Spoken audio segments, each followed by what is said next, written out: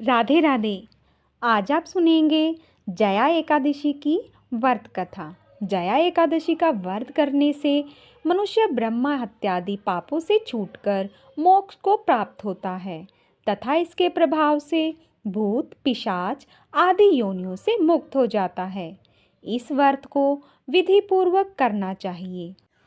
तो चलिए भगवान श्री हरि विष्णु के चरणों का ध्यान करते हुए सुनते हैं आज की कथा।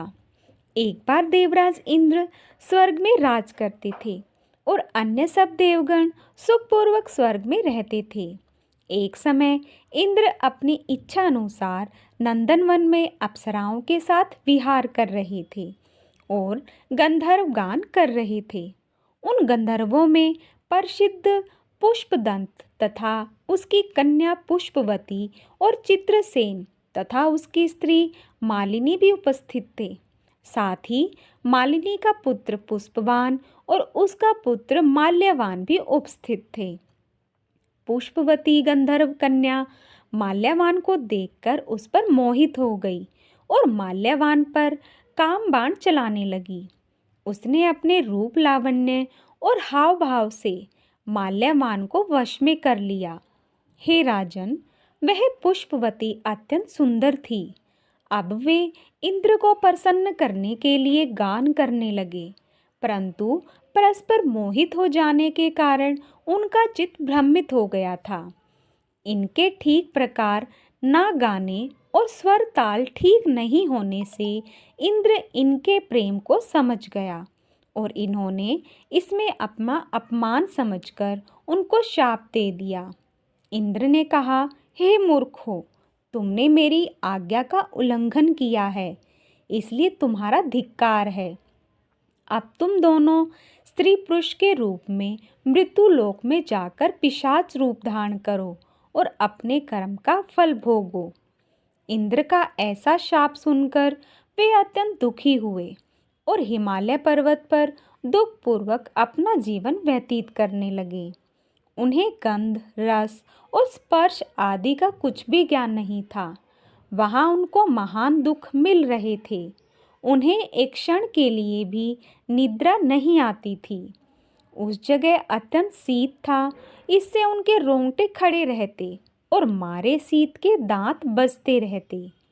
एक दिन पिशाच ने अपनी स्त्री से कहा कि पिछले जन्म में हमने ऐसे कौन से पाप किए थे जिससे हमको यह दुखदायी पिशाच योनि प्राप्त हुई। इस पिशाच योनि से तो नरक के दुख सहना ही उत्तम है। अतः हमें अब किसी प्रकार का पाप नहीं करना चाहिए। इस प्रकार विचार करते हुए वे अपने दिन व्यतीत कर रहे थे। दिव्य योग से तभी माघ मास में शुक्ल पक्ष की जया एकादशी आई। उस दिन उन्होंने कुछ भी भोजन नहीं किया और ना कोई पाप कर्म ही किया, केवल फल फूल खाकर ही दिन व्यतीत किया और सायंकाल के समय महान दुख से पीपल के वृक्ष के नीचे बैठ गए। उस समय सूर्य भगवान अस्त हो रहे थे। उस रात को अत्यंत ठंड थी, इस कारण वे दोनों शीत के मारे अति दुखित होकर मृतक के समान आपस में चिपटे हुए पड़े रहे। उस रात्रि को उनको निद्रा भी नहीं आई। हे राजन, जया एकादशी के उपवास और रात्रि के जागरण से दूसरे दिन प्रभात होते ही उनकी पिशाच योनि छूट गई। अत्यंत सुंदर गंधर्व और अप्सरा की देह धारण कर सुंदर वस्त्र आभूषण से अलंकृत होकर उन्होंने स्वर्ग लोक को प्रस्थान किया। उस समय आकाश में देवता उनकी स्तुति करते हुए पुष्प वर्षा करने लगे। स्वर्गलोक में जाकर इन दोनों ने देवराज इंद्र को प्रणाम किया।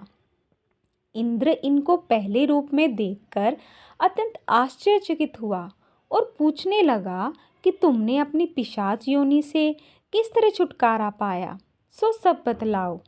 माल्यवान बोले, हे देवेंद्र, भगवान विष्णु की कृपा और जया एकादशी के व्रत के प्रभाव से ही हमारी पिशाच देह छूटी है। तब इंद्र बोले कि हे माल्यवान, भगवान की कृपा और एकादशी का व्रत करने से ना केवल तुम्हारी पिशाच योनि छूट गई, वरन हम लोगों के भी वंदनीय हो गए, क्योंकि विष्णु और शिव के भक्त हम लोगों के वंदनीय हैं। अतः आप धन्य हैं। अब आप पुष्पवती के साथ जाकर विहार करो। श्री कृष्ण कहने लगे कि हे राजा युधिष्ठिर, इस जया एकादशी के व्रत से बुरी योनि छूट जाती है। जिस मनुष्य ने इस एकादशी का व्रत किया है, उसने मानो सब यज्ञ जप दान आदि कर लिए। जो मनुष्य जया एकादशी का व्रत करते हैं, वे अवश्य ही 1000 वर्ष तक स्वर्ग में वास करते हैं। अब आप सुनेंगे एकादशी की दूसरी कथा, ग्यारस माता की कथा। एक बार एक राज्य में एक राजा रहा करता था। राजा बहुत ही बुद्धिमान और बलशाली था। राजा सदैव अपनी प्रजा का बहुत अच्छे से ध्यान रखता था। प्रजा भी अपनी राजा को बहुत पसंद करती थी। राजा की 2 बेटियां थीं। राजा अपनी दोनों बेटियों से बहुत प्रेम करता था। राजा की छोटी बेटी देखने में बहुत सुंदर और आकर्षण थी, और राजा की बड़ी बेटी छोटी बेटी के मुकाबले थोड़ा कम सुंदर थी। राजा की छोटी बेटी ग्यारस माता की पूजा किया करती थी, और सभी लोग राजा की छोटी बेटी से बहुत प्रेम करते थे और बहुत प्रशंसा किया करते थे। राजा भी अपनी छोटी बेटी को बड़ी बेटी से अधिक प्यार करता था, जिस कारण राजा की बड़ी बेटी को अपनी छोटी बहन से बहुत नफरत होने लगी थी। राजा की दोनों बेटियां जब बड़ी हो गई, तब एक पड़ोस राज्य में रहने वाला राजकुमार राजा की बड़ी बेटी के लिए रिश्ता लेकर आया। लेकिन जैसे ही उस राजकुमार की नज़र राजा की छोटी बेटी पर पड़ी, तो वह राजकुमार राजा की छोटी बेटी पर आकर्षण हो गया और उससे पहली नज़र में ही प्रेम कर बैठा। उस राजकुमार ने राजा की बड़ी बेटी के साथ विवाह करने से मना कर दिया, और उसने राजा से कहा कि मैं आपकी छोटी बेटी से विवाह करना चाहता हूँ।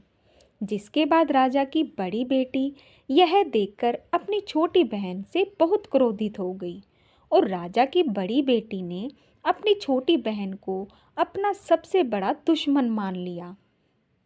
राजा की बड़ी बेटी ने अपनी छोटी बहन से बदला लेने का निर्णय लिया, जिसके लिए उसने अपनी छोटी बहन को जान से मारने का प्लान बनाया।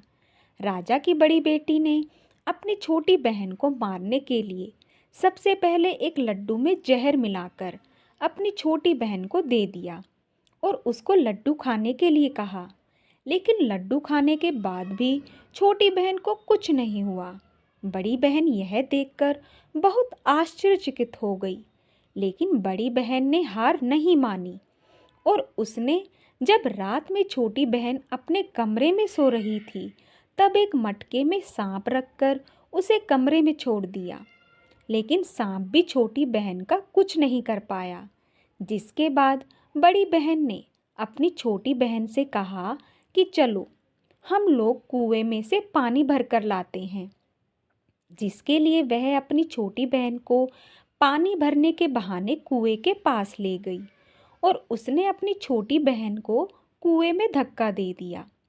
लेकिन छोटी बहन को तब भी कुछ नहीं हुआ, क्योंकि हर बार ग्यारस माता उसकी रक्षा कर रही थी, और उधर बड़ी बहन अपने सारे प्रयासों के बाद असफल हो रही थी, जिससे वह बहुत क्रोधित होती जा रही थी।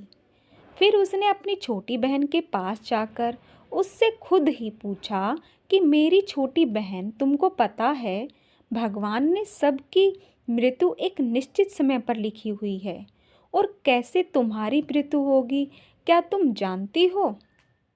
तब छोटी बहन ने अपनी बड़ी बहन को बताया कि हाँ, मैं तो जानती हूँ मेरी मृत्यु कैसे होगी।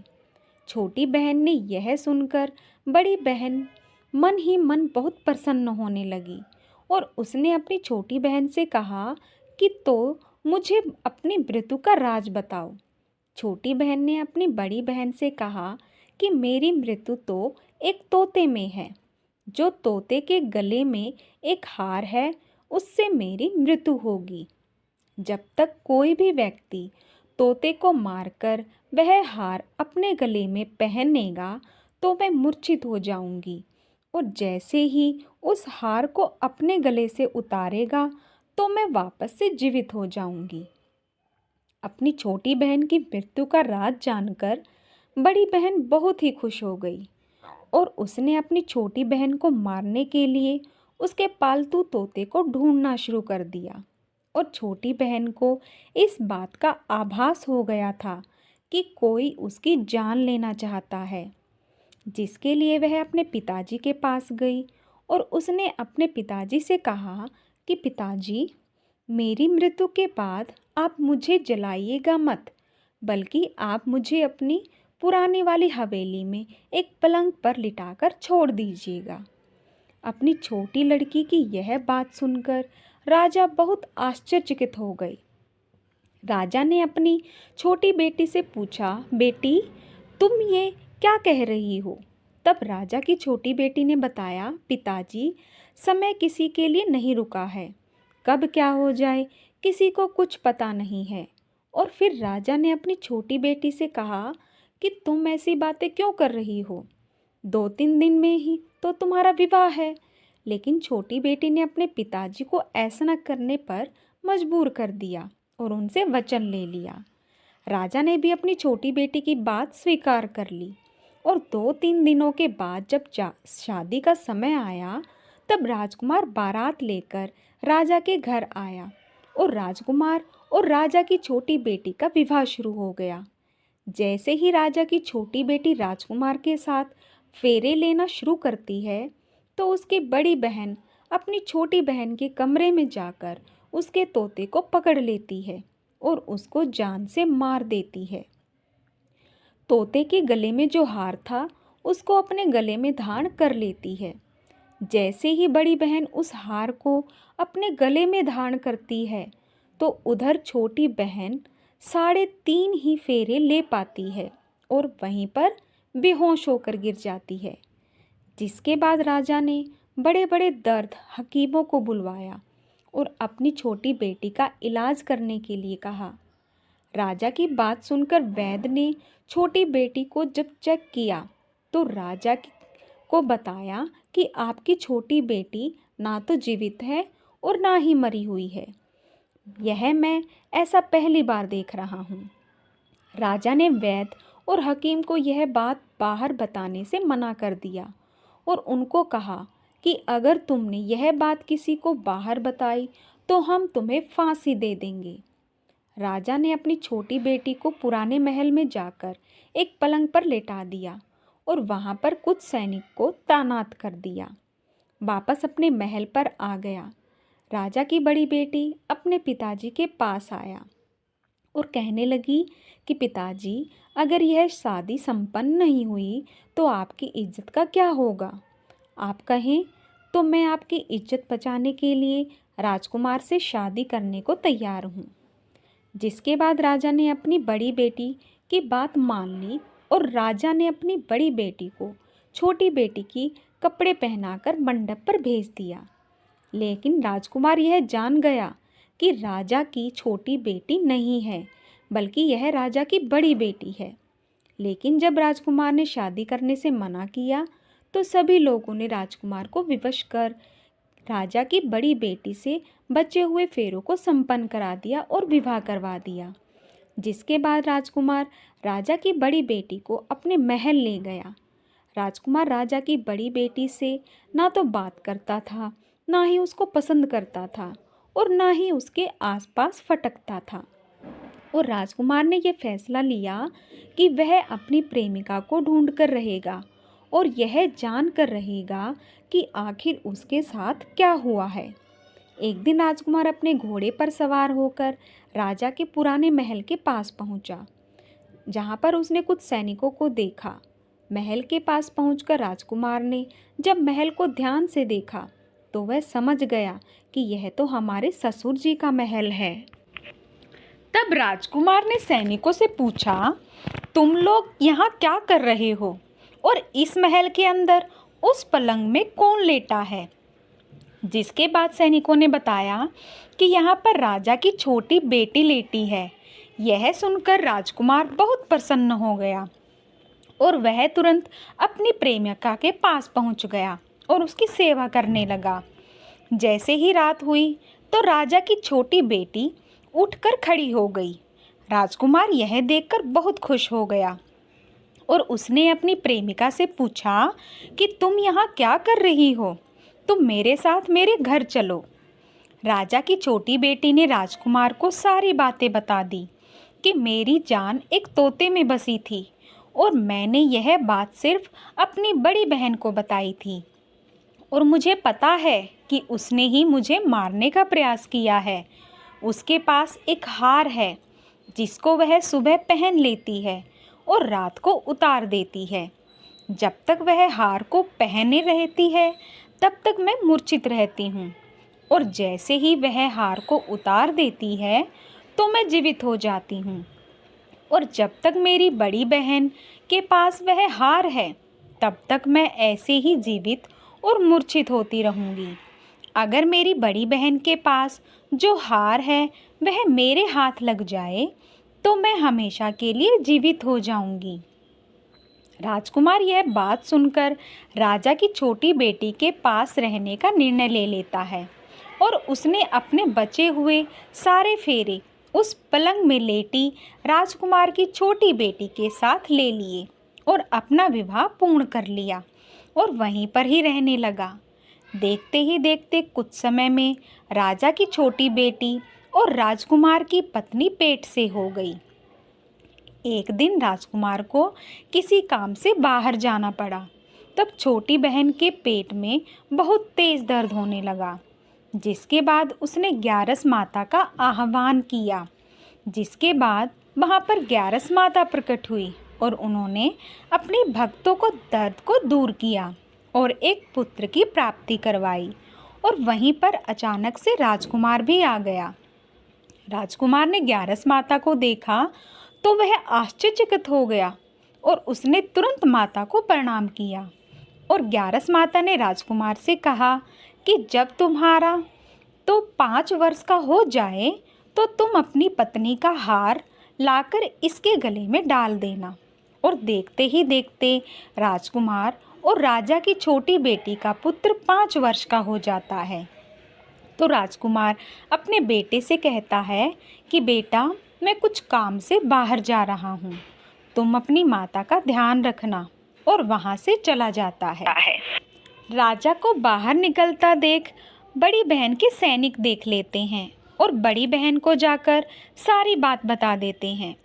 जिसके बाद बड़ी बहन अपनी छोटी बहन के पुत्र को वहाँ से उठवा लेती है और उसको मरवा देती है। छोटी बेटी के पुत्र के 2 टुकड़े करवा देती है। पहला टुकड़ा चक्की के पास छुपा देती है और दूसरा टुकड़ा अपनी पलंग के नीचे रख लेती है। अब ग्यारस माता भिखारी का रूप लेकर आती हैं। एक भिखारी का रूप रखकर बड़ी बहन के पास चली जाती हैं, जिसके बाद वहाँ पर भिक्षा मांगने लगती हैं। बड़ी बहन अपने नौकरों से कहती हैं कि जाकर भिक्षा दे दो, लेकिन जैसे ही नौकर ग्यारस माता को भिक्षा देने के लिए आते हैं तो माता उन्हें मना कर देती हैं और कहती हैं कि मैं तुम्हारी महारानी से ही भिक्षा लूँगी। जिसके बाद बड़ी बहन स्वयं ही भिक्षा के देने के लिए माता के पास आती है। तब माता एक बिल्ली का रूप लेकर उसके कमरे में चली जाती हैं और वहाँ पर छोटी बेटी के पुत्र को 2 टुकड़ों को आपस में जोड़ देती हैं और उसे जीवित कर देती हैं, उसे वहाँ से ले जाती हैं। राजकुमार अपने बेटे को लेकर अपनी पत्नी के पास जाता है और उसे कहता है कि तुम इसका ध्यान रखना। अगर तुम इस बच्चे का अच्छे से ध्यान रखोगी तो मैं तुमसे बात करूँगा। एक दिन राजकुमार अपने बच्चे से कहता है कि तुम मम्मी से उनके गले का हार मांग लो। जिसके बाद राजकुमार का लड़का अपनी मम्मी के पास जाता है और कहता है कि मम्मी, मुझे तुम्हारा हार चाहिए जो तुमने गले में पहन रखा है। यह सुनकर पहले तो बड़ी बहन बहुत क्रोधित होती है, पर उसको यह याद आता है कि राजकुमार ने कहा था कि अगर मैं इस बच्चे का ध्यान रखूंगी तो वह मुझसे बात करेंगी। जिसके कारण वह हर उस हार को उस बच्चे को दे देती है और वह तुरंत हार को ले जाकर अपने पिता को दे देता है। और तभी राजकुमार अपने बेटे को लेकर वहाँ से जाने लगता है और अपनी पत्नी से कहता है कि तुम हमारे लिए खाना बना कर रखना, मैं शाम को आकर तुम्हारे साथ खाऊंगा। और वह अपने बेटे को लेकर वहाँ से चला जाता है। जिसके बाद वह राजा के पास जाता है और उनको सारी बातें बता देता है। राजा अपनी बड़ी बेटी की यह करतूत सुनकर बहुत क्रोधित होते हैं और अपनी परवरिश पर ही दोष देने लगते हैं और राजकुमार को अपनी छोटी बेटी के साथ रहने के लिए आदेश देते हैं। दोस्तों, उम्मीद करते हैं कि आपको यह कहानी बहुत अच्छी लगी होगी। ऐसी ही बहुत सी कहानियाँ सुनने के लिए आप हमारे चैनल को सब्सक्राइब कर लें और वीडियो को एक लाइक ज़रूर करें। जय श्री कृष्णा, राधे राधे।